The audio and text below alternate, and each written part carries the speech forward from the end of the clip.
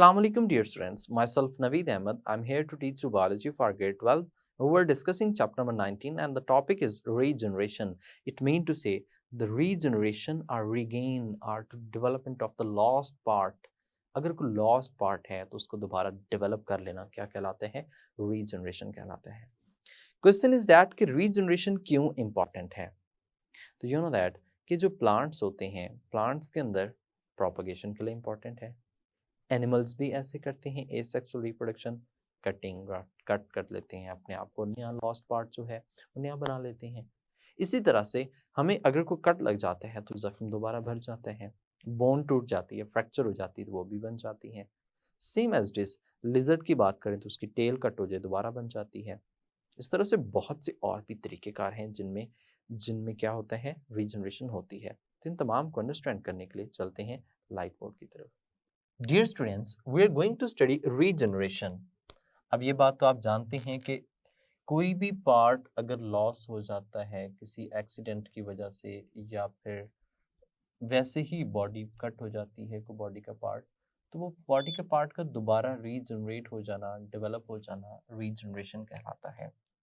हम इसे डिफाइन कर सकते हैं एज रीगेन। रीगेन यानी कि दोबारा हासिल करना the lost part of the body, lost part of the body, part of the body is known as regeneration. या फिर आप ऐसे भी कह सकते हैं gaining of the lost part। अगर कोई भी पार्ट अगर लॉस्ट हो जाता है उसको दोबारा रीगेन करना, रीडेवलप करना, उसको अगेन बना लेना, ये क्या प्रोसेस कहलाता है? रीजनरेशन कहलाता है। तो सबसे पहले हमने इसको क्या किया है? डिफाइन किया है, इसकी डेफिनेशन आती है। उसके बाद फिर मल्टीपल इसकी जो है वो हम कह सकते हैं एग्जाम्पल्स एग्जिस्ट करती हैं। But before this will discuss the time duration कि कितना टाइम लगता है कि इसको रीगेन करने में। अच्छा, एक तो हमने कहा कि ये लॉस्ट पार्ट को भी कह सकते हैं या फिर any part of the body, any part जो है that develop into full individual. ये एक फुल इंडिविजुअल्स के अंदर क्या हो जाता है? कन्वर्ट हो जाता है, डेवलप हो जाता है। ऐसा भी हो सकता है, यानी कि अगर एक पार्ट टूटा है, बॉडी का एक छोटा सा पार्ट है, तो that will also develop into a complete individual, एक कंप्लीट इंडिविजुअल में डेवलप हो जाएगा। और ओवरऑल जो टाइम है, तो टाइम हम इसमें कह सकते हैं कि ईयर्स भी लग सकते हैं, इवन आवर्स भी लग सकते हैं, डेज भी लग सकते हैं। तो डिपेंड करता है कि वो लॉस्ट पार्ट कितना है।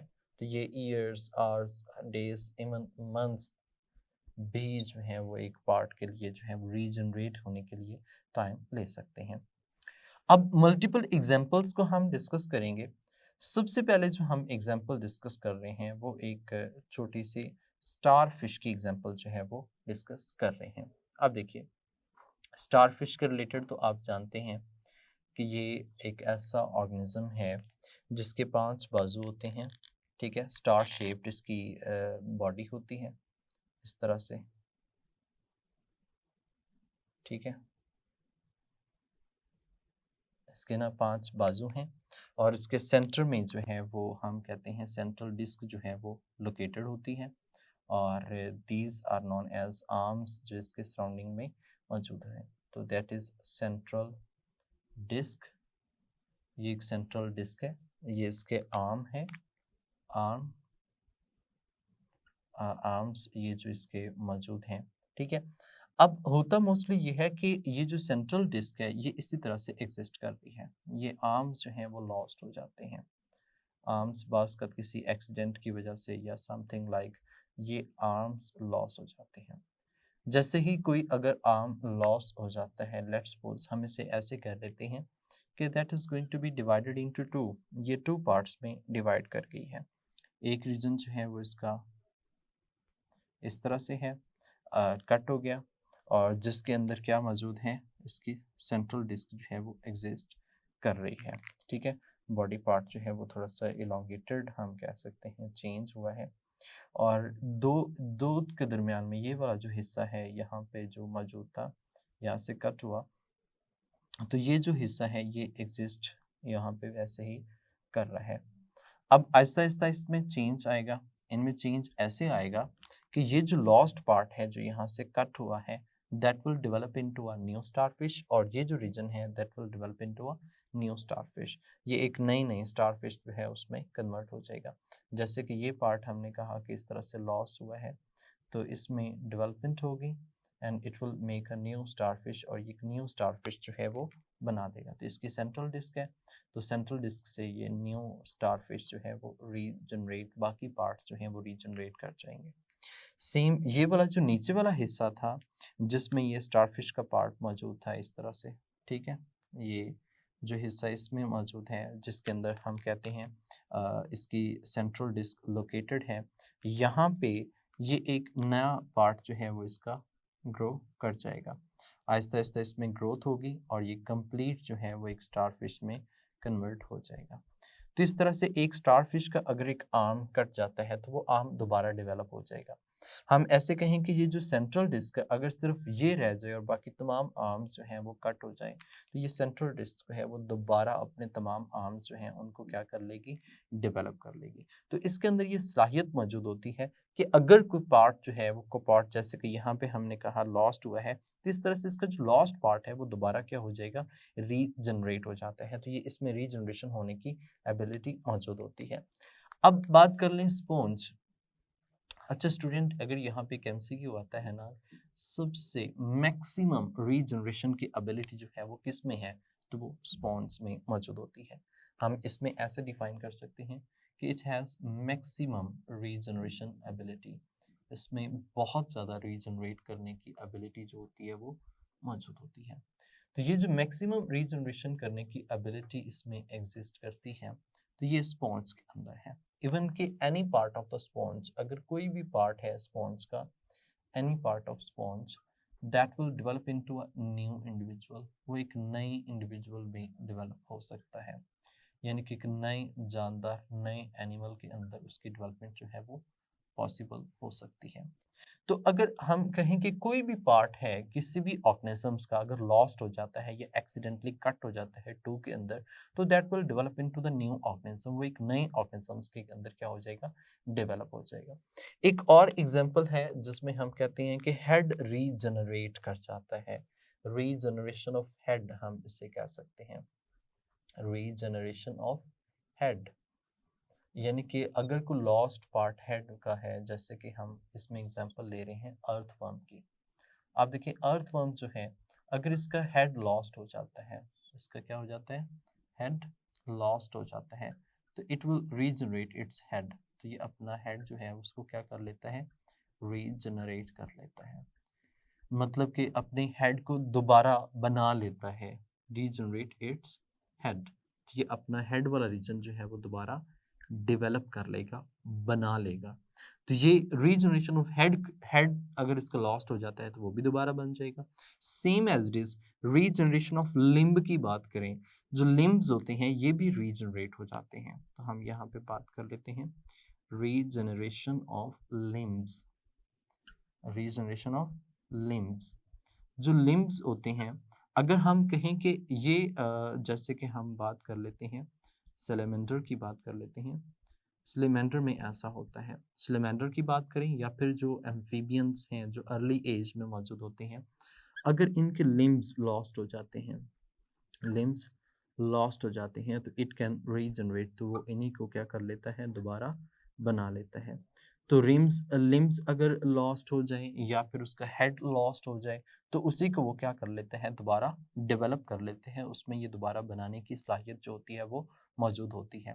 इसकी वजह से हम कहते हैं कि ये जो सैलमेंडर है ये इजीली सर्वाइव कर सकते हैं। आप इसमें ऐसा भी कह सकते हैं कि जो अर्ली एज में अपने एम्फीबियंस होते हैं, अर्ली एज में जो एम्फीबियंस हैं वो ये काम जो है वो परफॉर्म कर रहे होते हैं। तो एम्फीबियंस में ये क्वालिटी मौजूद है कि उनके अंदर इस तरह से ये लिम्स जो है वो मौजूद होते हैं। आप ऐसे भी कह सकते हैं कि इनके अंदर टेल भी जो है वो भी दोबारा बन सकती है। सो हम यहाँ पे एक पॉइंट दे सकते हैं regeneration of tail, regeneration of tail, regeneration of tail, कि इनकी जो टेल होती है वो भी दोबारा बन सकती है। अब जो टेल की फॉर्मेशन की बात करें ना, तो वो आमतौर पर हम कहते हैं लिजर्ड्स में ऐसा होता है। अब ये जो लिजर्ड्स हैं, लिजर्ड्स कट कर लेती हैं या फिर अपनी टेल जो है वो लॉस्ट कर लेती हैं, उसको गिरा देती हैं। तो गिराने की वजह से इट अगेन रीजनरेट, तो ये दोबारा क्या हो जाती है, रीजनरेट हो जाती है। स्टूडेंट्स यू नो दैट कि लिजर्ड को जब कोई प्रेडेटर कैप्चर करता है ना, तो उसको पकड़ने की कोशिश करता है, तो ये अपनी टेल जो होती है वो खुद ब खुद कट कर देती है। जब इसकी टेल खुद ब खुद कट हो जाती है और ये अपने आप को उस प्रेडेटर से बचा के भाग जाती है, तो ये प्रोसेस जो है वो ऑटोटोमी का कहलाता है। तो मतलब यहाँ पे हम ये भी कह सकते हैं कि ये ऑटोटोमी करती हैं, और ऑटोटोमी करने की इनके अंदर ये एबिलिटी मौजूद होती है। मतलब कि ये itself cut their tail to avoid from the predator, to escape from the cut their tail from escaping, for to escape from predator से बचने के लिए ये अपनी टेल को खुद कट कर देती हैं। तो जब ये खुद कट कर देती हैं तो ये टेल क्या हो जाती है, लॉस्ट हो जाती है। और ये टेल लॉस्ट होने के बाद ये उनके अंदर एबिलिटी होती है कि ये अपनी टेल को जो है वो दोबारा रीजनरेट कर लेती है। तो इस तरह से हमने अभी तक जो डिस्कस किया है, ये डिस्कस किया है कि प्लस रीजनरेशन होता क्या है।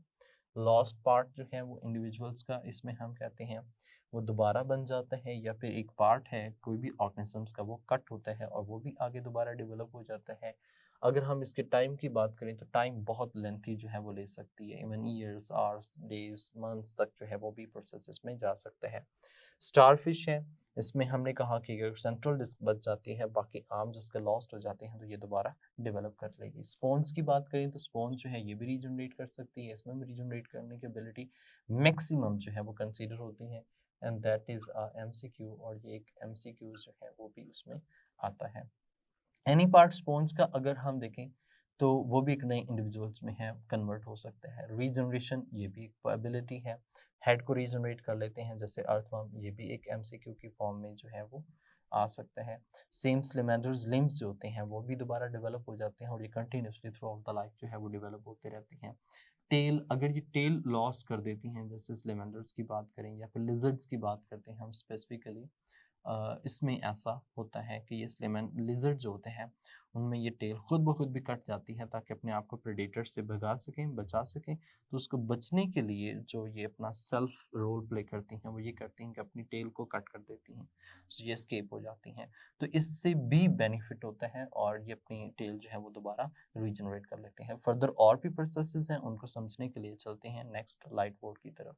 स्टूडेंट्स, हम रीजनरेशन के टॉपिक में थे और उसमें हमने कहा कि रीजनरेशन के और भी कॉन्सेप्ट्स जो हैं वो मौजूद हैं, जैसे कि एक है हीलिंग पावर, यानी कि हीलिंग ऑफ फ्रैक्चर हम कह सकते हैं, healing of fracture, healing and fracture. Healing हम इस सेंस में कहते हैं कि अगर कोई ज़ख़म आ जाता है, ज़ख़म का हील अप होना, जैसे कि माइटोसिस में होता है। अगर कोई कट लग जाता है तो वो कट जो है वो हील अप हो जाता है, दोबारा ठीक हो जाता है, तो ये प्रोसेस हीलिंग कहलाता है। फ्रैक्चर की हम बात करते हैं तो फ्रैक्चर में मोस्टली हम बोन्स के रिलेटेड बात करते हैं, और बोन अगर टूट जाती है तो यू नो दैट बोन जो है वो दोबारा रिपेयर हो जाती है इट्सल्फ, यानी कि हम कह सकते हैं जॉइन हो जाती है, इसमें रिपेयर होने की एबिलिटी जो होती है वो मौजूद होती है। तो ये जो रिपेयर होने की एबिलिटी है, इसमें बोन्स का दोबारा बन जाना, वहीं के वो स्पार्ट का दोबारा आपस में ज्वाइन हो जाना, ये भी एक टाइप है रीजनरेशन की। तो हम कह सकते हैं that is also type of a regeneration. ये भी किस में आता है, रीजनरेशन में आता है, यानी कि दोबारा जो नए पार्ट हैं वो दोबारा बन जाते हैं।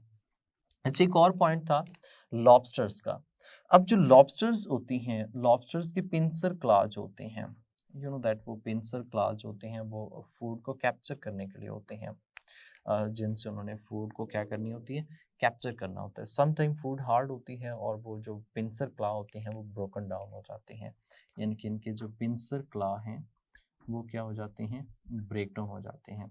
ये पिंसर क्लॉ जो हैं अगर ये भी लॉस्ट हो जाएं तो इनको भी रीजनरेट करने की सलाहियत उनके अंदर मौजूद होती है, तो ये भी रीजनरेशन के थ्रू जो है वो दोबारा डेवलप हो सकते हैं।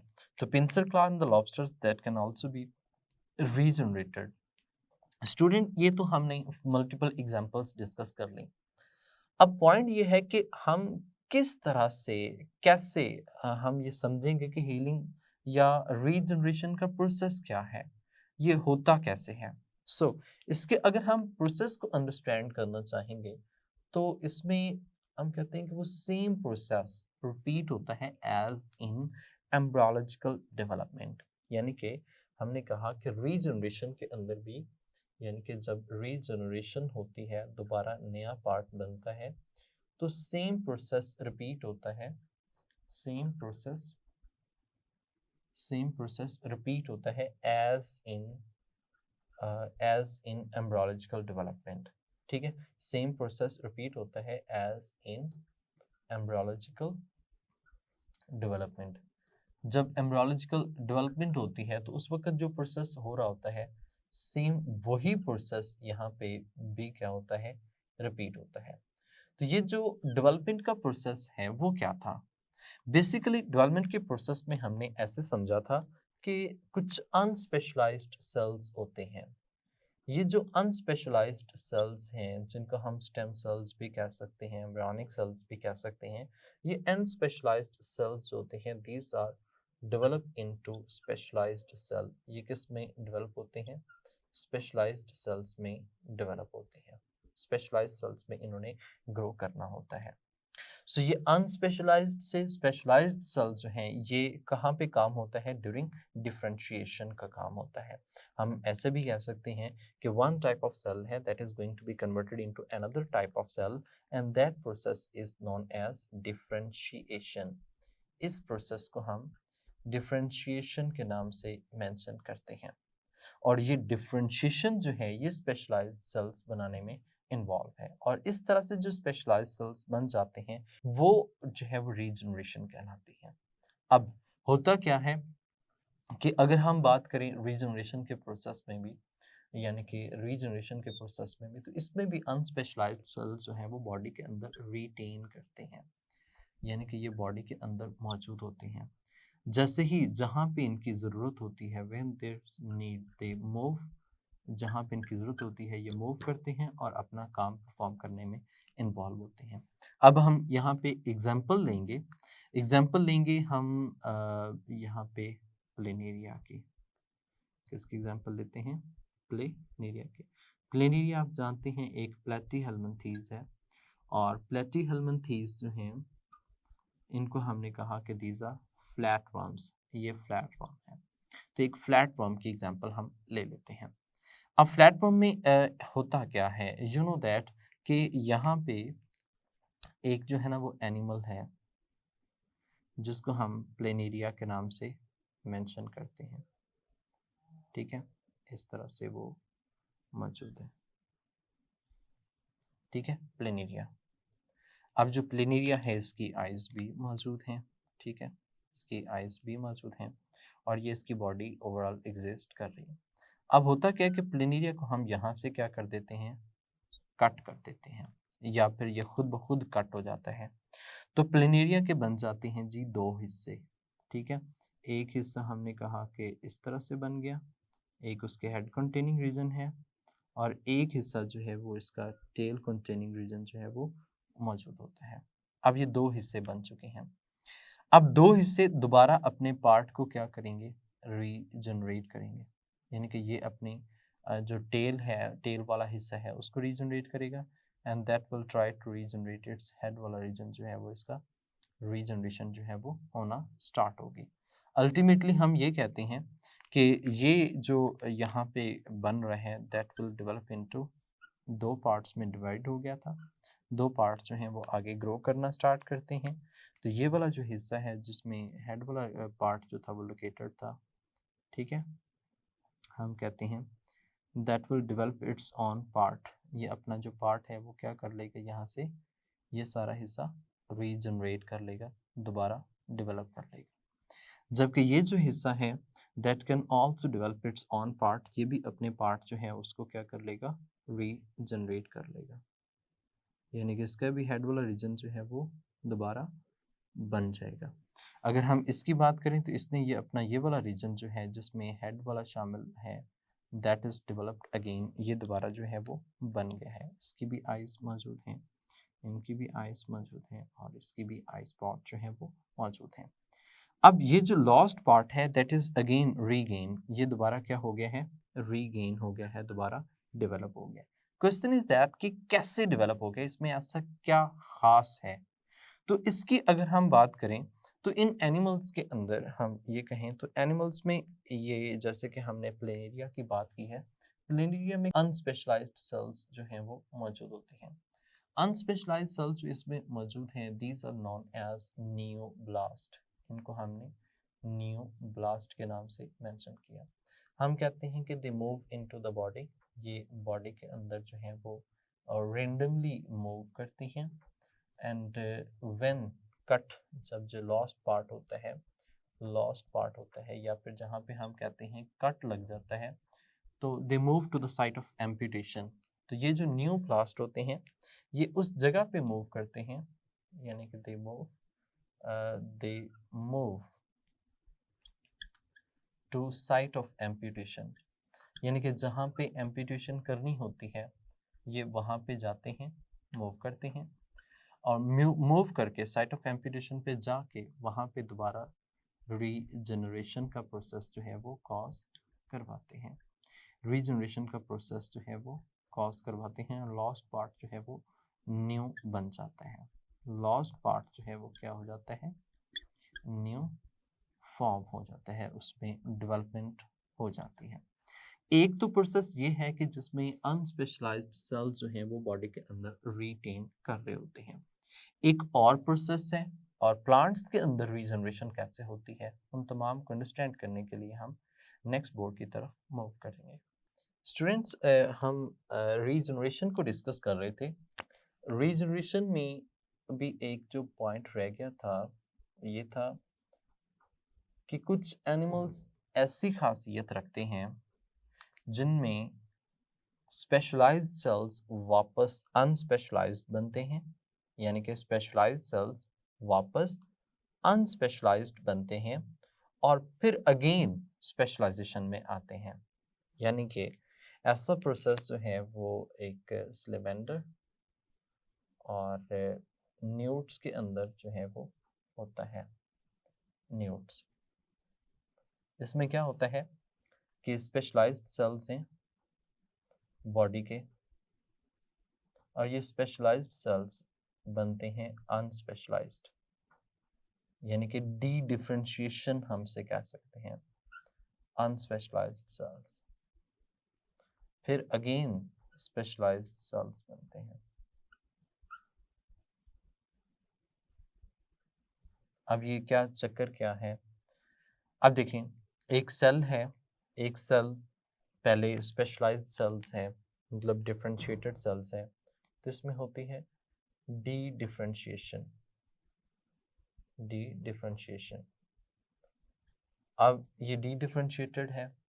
अब हमने ये कहा कि ये जो सेल है ये स्पेशलाइज्ड डिफरेंशिएटेड सेल्स होते हैं। स्पेशलाइज्ड कैसे हैं, डिफरेंशिएटेड सेल्स हैं, डिफरेंशिएटेड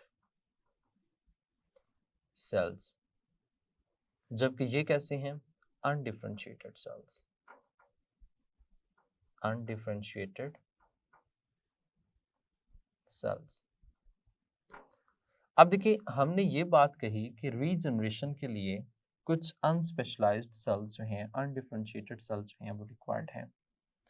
अब ये पहले अनस्पेशलाइज्ड सेल्स बनते हैं जहाँ पे इन्होंने आगे मतलब कि नया पार्ट बनाना होता है, वहाँ पर ये डिफरेंशिएट होकर क्या बना देते हैं, अगेन स्पेशलाइज्ड सेल्स जो हैं वो बना देते हैं।